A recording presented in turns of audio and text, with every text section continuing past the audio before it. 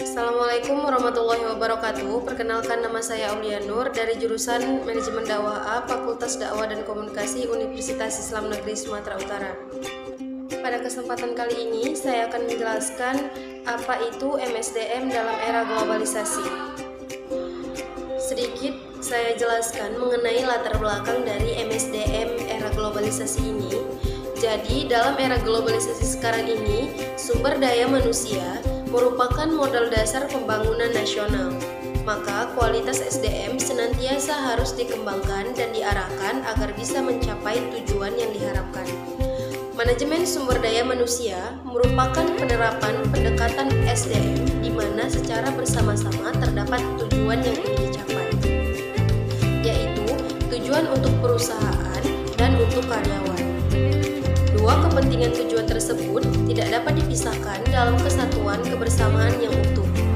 Dalam istilah sederhana, kita dapat memperkirakan MSDM merupakan serangkaian tugas yang terkait dengan upaya-upaya memperoleh karyawan, melatih atau mengembangkan, memotivasi, mengorganisasikan, dan memelihara karyawan sebuah perusahaan sampai suatu ketika terjadi pemutusan hubungan kerja.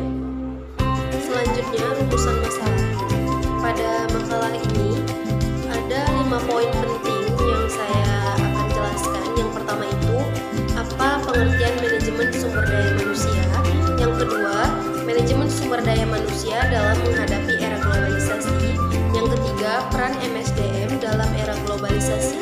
Yang keempat, tantangan-tantangan MSDM dalam era globalisasi. Dan yang terakhir, strategi MSDM dalam era globalisasi. Selanjutnya, MSDM era globalisasi. Yang pertama itu pengertian globalisasi. Era globalisasi dapat dikatakan juga dengan era kemodernan, karena beralihnya zaman yang dahulu masih bersifat tradisional, sekarang telah menjadi era modern yang sangat maju. Modernisasi, apabila dilihat dari segi historisnya, dapat ditandai oleh kreativitas manusia dalam mencari jalan mengatasi kesulitan hidup di dunia ini. Yang kedua, MSDM dan globalisasi.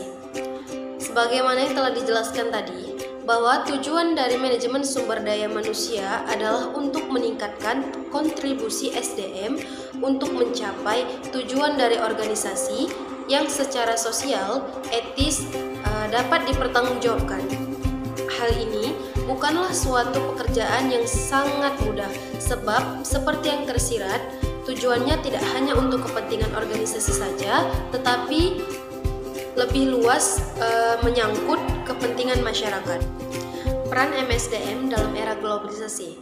Yang pertama, meramal penawaran dan permintaan sumber daya manusia pada masa yang akan datang. Yang kedua, menetapkan jumlah, kualitas, penempatan tenaga kerja yang efektif sesuai dengan kebutuhan organisasi. Yang ketiga, memonitor kemajuan teknis dan perkembangan serikat kerja. Selanjutnya, tantangan MSDM dalam era globalisasi. Di sini ada 2 tantangan, yaitu tantangan yang bersifat internal dan tantangan yang bersifat eksternal. Nah, yang bersifat internal ini adalah tantangan organisasional, merupakan elemen-elemen yang berasal dari organisasi tersebut yang dapat mempengaruhi atau berpotensi mempengaruhi efektivitas pelaksanaan kegiatan MSDM. Selanjutnya, tantangan eksternal. Tantangan eksternal adalah keseluruhan keadaan atau perubahan-perubahan yang bersumber dari lingkungan eksternal yang dapat menyulitkan dan menghambat usaha peningkatan fungsi MSDM untuk mendukung dan membantu organisasi mencapai suatu tujuannya. Selanjutnya, contoh dari tantangan eksternal. Yang pertama itu, keadaan dan perubahan tenaga kerja. Karena keadaan tenaga kerja yang mempunyai latar belakang yang berbeda-beda, maka upaya yang dilakukan oleh MSDM dalam menghadapi tantangan yang seperti ini adalah menganalisis suatu jabatan atau mencari tahu tentang jabatan atau pekerjaan yang berkaitan dengan tugas-tugas yang dilakukan dalam jabatan tersebut. Contoh yang kedua, keadaan dan perubahan teknologi. Seperti yang kita ketahui bahwa teknologi akan terus berubah. Apalagi saat ini yang banyak kita kenal adanya zaman serba modern. Dengan adanya arus globalisasi yang semakin maju untuk mengatasi tantangan-tantangan yang seperti ini, MSDM perlu mengadakan program pelatihan dan pengembangan yang diarahkan untuk meningkatkan keterampilan, karena kalau tidak demikian, organisasi ini tidak akan berkembang dan maju dan tertinggal ditelan oleh arus zaman. Selanjutnya, contoh dari tantangan internal. Yang pertama itu tuntutan budaya organisasi. Definisi dari budaya organisasi adalah budaya organisasi yang meliputi seperangkat asumsi yang dikembangkan oleh organisasi tersebut. Disinilah peran MSDM bagaimana mengelola konflik yang fungsional bagi pencapaian tujuan organisasi tersebut. Mungkin salah satu cara atau alternatif yang dapat dicapai yaitu mengadakan pelatihan manajemen konflik yang diikuti oleh seluruh anggota organisasi tersebut. Yang kedua, struktur organisasi. Nah, struktur organisasi ini seringkali juga mengalami perubahan, misalnya dengan melakukan penyederhanaan yang akan membawa dampak langsung terhadap MSDM dalam hal yang berkurangnya jabatan-jabatan yang diduduki oleh pegawai atau karyawan. Nah, disinilah peran MSDM dalam menghadapi tantangan yang seperti ini.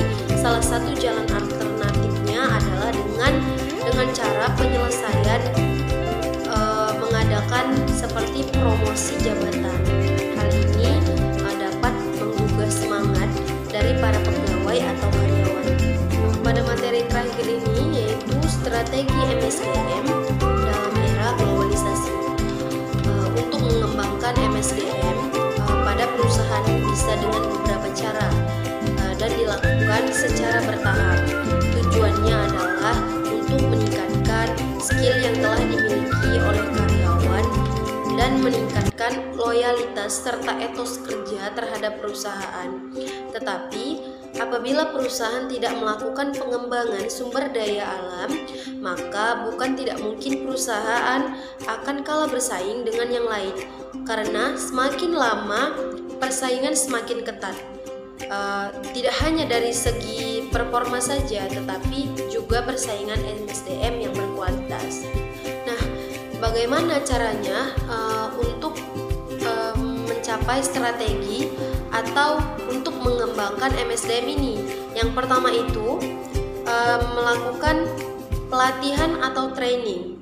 Training ini biasanya diberikan kepada pegawai untuk memahami lebih jauh visi dan misi perusahaan, bagaimana cara bekerja dan memenuhi target yang diberikan, serta untuk kepentingan sosial seperti menjalin kedekatan antar pegawai atau dengan atasan, membangun loyalitas pegawai sekaligus bisa refreshing. Yang kedua, melakukan perubahan sistem. Untuk bisa bersaing dengan perusahaan lain, maka sebuah perusahaan harus bisa menyesuaikan diri dengan pasar dan pola sumber daya manusia yang terus berubah. Nah, yang terakhir itu bisa dengan cara tidak menganggap karyawan itu sebelah mata. Bagaimana caranya? Berikan kesempatan pada karyawan untuk menyampaikan pendapatnya dan usulnya. Siapa tahu justru muncul gagasan yang bisa membuat perusahaan tersebut menjadi lebih baik, menjadi lebih maju jika didiskusikan bersama-sama. Nah, karyawan juga memerlukan perhatian dan penghargaan dari atasannya, seperti dengan mengasih reward kepada mereka. Mungkin itu saja yang dapat saya sampaikan. Lebih dan kurang saya mohon maaf. Kepada Allah saya mohon ampun. Terima kasih sudah menonton